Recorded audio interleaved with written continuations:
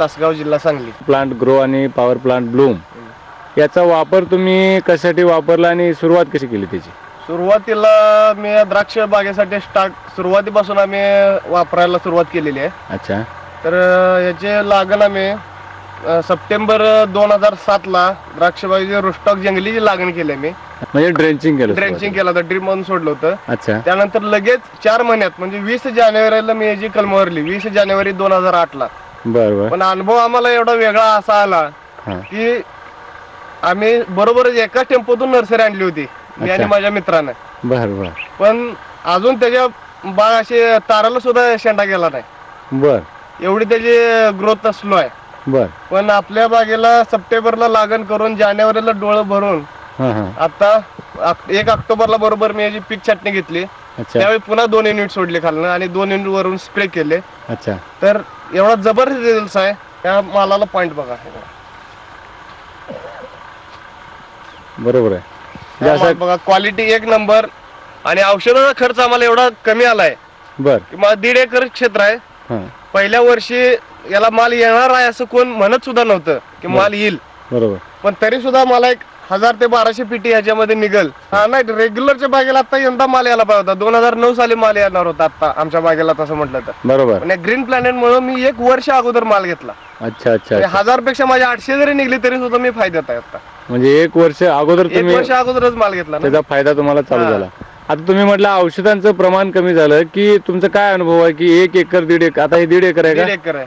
1.5 एकरामध्ये किती औषधं व्हायला पाहिजेत आणि आता किती वापरले तुम्ही? 1.5 एकरामध्ये आता जे वातावरण जे आमचं या 2008 सालचं वातावरण जर बघितलं तर अगदी सगळ्यात खराब वातावरण झालं होतं. अगदी बरोबर. पण त्या वातावरणात बरोबरच्या बागायतदारांच्या 15,000 20,000 पर्यंत औषधाचं बजेट गेलेलं आहे. बरोबर.